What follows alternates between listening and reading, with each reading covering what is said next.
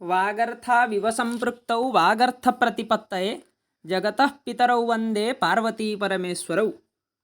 नमः समेभ्यः। मित्राणि, भवतां सर्वेषां हार्दं स्वागतम्। अधुना वयम् अलङ्काराणां प्रश्नोत्तरीं पश्यामः। अत्र 20 प्रश्नाः सन्ति, परीक्षायाः कृते उपयोगिनः वर्तन्ते। एतदनुगुणं भवतां सिद्धतापि भवेत्। नेट् JRF कृते भवतु, पुनः SSB परीक्षायाः कृते भवतु, TGT PGT परीक्षायाः कृते भवतु, एतेषाम् आवश्यकता वर्तते। तर्हि पश्यामः, अत्र 20 प्रश्नाः सन्ति, प्रत्येकमपि प्रश्नः समाधेयः वर्तते। प्रत्येकं प्रश्नस्य कृते एकः अङ्कः प्रदत्तः अस्ति। समयः 24 निमेषाः, ततः पूर्वं प्रयते समाधातुं। तर्हि तत्र साहित्यदर्पणस्य आधारेण एव एते प्रश्नाः निर्मिताः सन्ति। तत्र दशमपरिच्छेदे ये अलङ्काराः वर्तन्ते, तेषु प्रमुखान् अलङ्कारान् आदाय प्रश्नाः निर्मिताः वर्तन्ते। तर्हि प्रथमः प्रश्नः, साहित्यदर्पणानुसारम् अनुप्रासस्य कति भेदाः सन्ति? तर्हि अनुप्रासस्य 5 भेदाः सन्ति।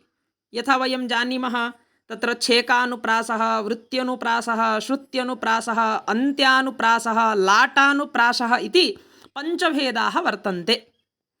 तदनन्तरं प्रश्नः अस्ति, प्रकृतं प्रतिसिद्ध्यान्यस्थापनं स्यात्। एतत् लक्षणं कस्य अथवा कः अलङ्कारः वर्तते? प्रकृतं प्रतिसिद्ध्य अन्य आस्थापनं। तर्हि एतद्भवति अपह्नुतिः। एतस्य उत्तरं भवति अपह्नुतिः। तदनन्तरं प्रश्नः अस्ति, दुरूहार्थस्वक्रियारूपवर्णनम् इति। नाम दुरूहार्थस्य स्वक्रियायाः रूपवर्णनम् इति लक्षणं। तत्र विकल्पाः सन्ति, अप्रस्तुतप्रशंसा, अर्थान्तरन्यास, लुप्तोपमा, स्वभावोक्तिः। तर्हि एतस्य उत्तरं भविष्यति स्वभावोक्तिः। रूपकालङ्कारस्य कति भेदाः सन्ति? रूपक अलङ्कारस्य भेदसङ्ख्या का वर्तते? साहित्यदर्पणमतानुसारं रूपकालङ्कारस्य भेदाः सन्ति 21, 8, 32, 12। तर्हि उत्तरं भविष्यति 8। साम्याद् अतस्मिंस्तद्बुद्धिः प्रतिबोधितः कः भवति? साम्यात् अतस्मिंस्तद्बुद्धिः नाम असद्वस्तुनि सद्वस्तुनः यत्र साम्यात् अतद्बुद्धिः भवति। श्लेषः वा रूपकं वा उपमा वा भ्रान्तिमान् इति। तर्हि तत्र उत्तरम् अस्ति भ्रान्तिमान्। सम्यक् उत्तरं भवति भ्रान्तिमान्। नाम यथा रज्जौ सर्पारोपः भवति, तथैव अतस्मिन् तद्बुद्धिः कुत्र? साम्यात् एव भवति, समानता वर्तते, अतः भ्रान्तिमान् अलङ्कारः भवति तत्र। पुनः अस्ति, वाक्ययोर्गम्यसाम्ययोः एकोऽपि धर्मसामान्यः यत्र निर्दिश्यते पृथक् इति एवमस्ति। तर्हि अत्र विकल्पाः सन्ति, पश्यतु विकल्पाः, यमकं, वृत्त्यनुप्रासः, पुनः शङ्करः, प्रतिवस्तूपमा। तर्हि एतस्य सम्यक् उत्तरं भवति प्रतिवस्तूपमा। तदनु अप्रस्तुतप्रशंसायाः कति भेदाः विद्यन्ते? अप्रस्तुतप्रशंसालङ्कारस्य भेदसङ्ख्या का वर्तते? 6, 4, 8, 5। तर्हि अप्रस्तुतात् प्रस्तुतं चेत् गम्यते पञ्चधा ततः इति लक्षणम् अस्ति। एतस्य उत्तरं भवति 5। नाम अप्रस्तुतसामान्यात् प्रस्तुतविशेषः, अप्रस्तुतविशेषात् प्रस्तुतसामान्यः, अप्रस्तुतकार्यात् प्रस्तुतकारणम्, अप्रस्तुतकारणात् प्रस्तुतकार्यम्, अप्रस्तुतसमानवस्तुनः प्रस्तुतसमानवस्तु इति 5 भेदाः अप्रस्तुतप्रशंसायाः वर्तन्ते। तदनन्तरं प्रश्नः वर्तते, श्लेषस्य भेदः नास्ति अथवा न वर्तते। साङ्गः, सभङ्गः, अभङ्गः, भङ्गाभङ्गः इति। तर्हि एतस्य उत्तरं भविष्यति साङ्गः। साङ्गः नास्ति। साङ्गः इति, साङ्गं तु रूपकस्य भेदः अस्ति तत्र, परन्तु साङ्गः इति श्लेषस्य भेदः नास्ति। तत्र सभङ्गश्लेषः, अभङ्गश्लेषः उभयमपि भवति, नाम भङ्गाभङ्गश्लेषः इति उच्यते।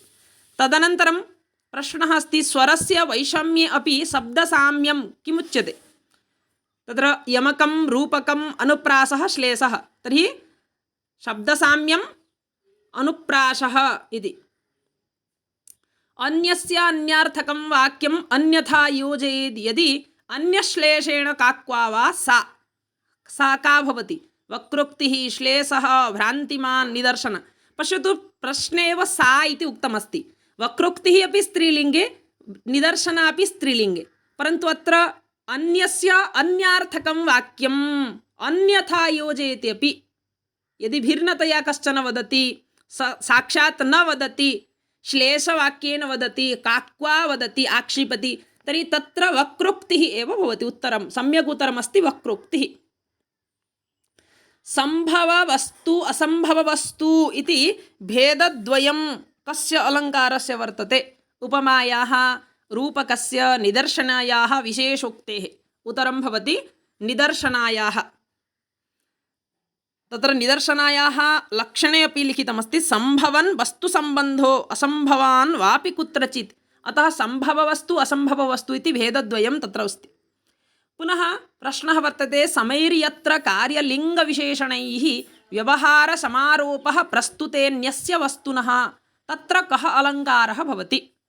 तर्हि अत्र स्वभावोक्तिः, अपह्नुतिः, विभावना, समासोक्ति। उत्तरं भवति समासोक्तिः। पश्यतु, लक्षणे एव समैः इति अस्ति। समैः यत्र कार्यलिङ्गविशेषणैः, तर्हि सम इति पदेन वयं समासोक्ति इति ज्ञातुं शक्नुमः। समैः। विश्वनाथमतेन उपमायाः भेदाः सन्ति। उपमालङ्कारस्य कति भेदाः वर्तन्ते? आदौ उपमा द्विधा भवति, पूर्णोपमा, लुप्तोपमा इति। परन्तु अत्र विकल्पे द्विः इति नास्ति खलु विकल्पः। 16, 27, 64, 240 इति विकल्पाः सन्ति। तर्हि तत्र सम्यक् उत्तरं भविष्यति, समीचीनम् उत्तरं यत् अस्ति तत् 27 एतस्य उत्तरं भवति 27। यतोहि तत्र पूर्णोपमा या अस्ति, पूर्णोपमा इत्यस्याः संख्या भवति 6।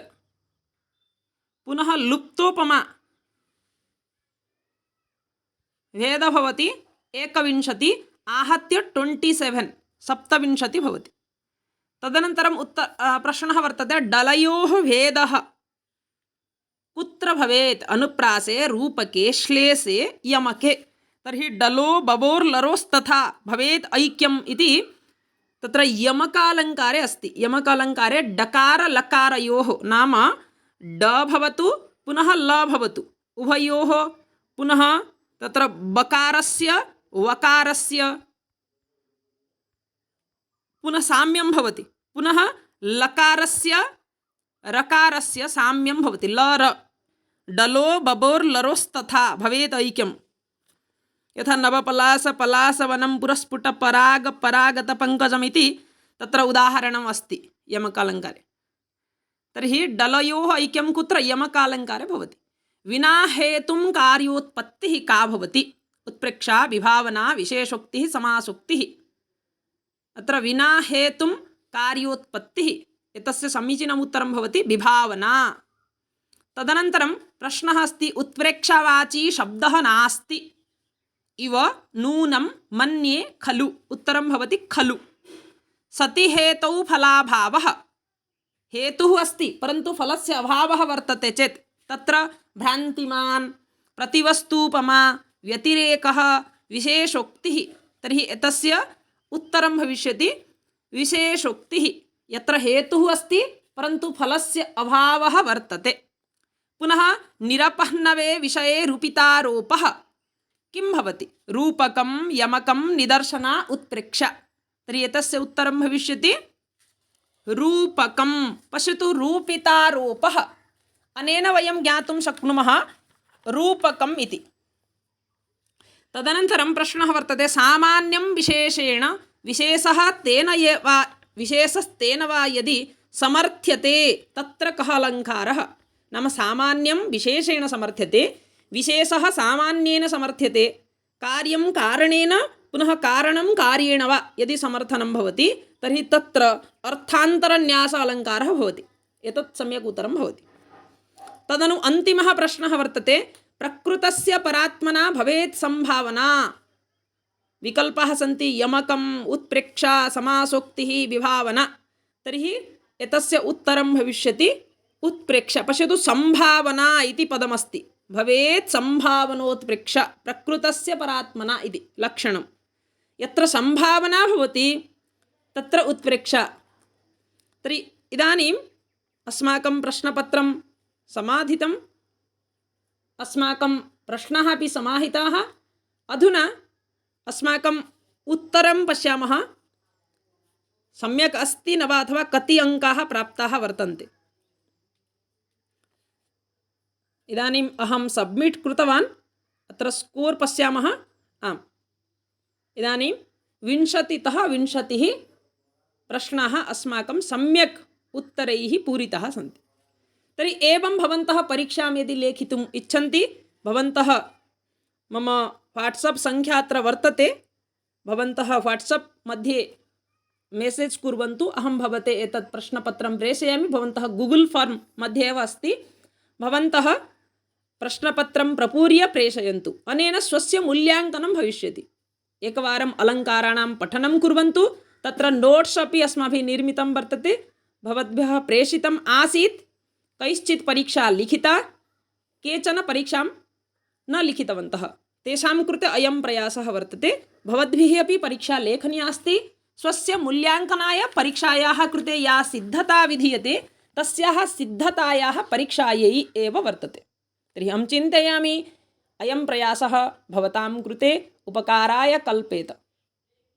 अस्तु तर्हि मित्राणि, वयं पुनर्मिलामः।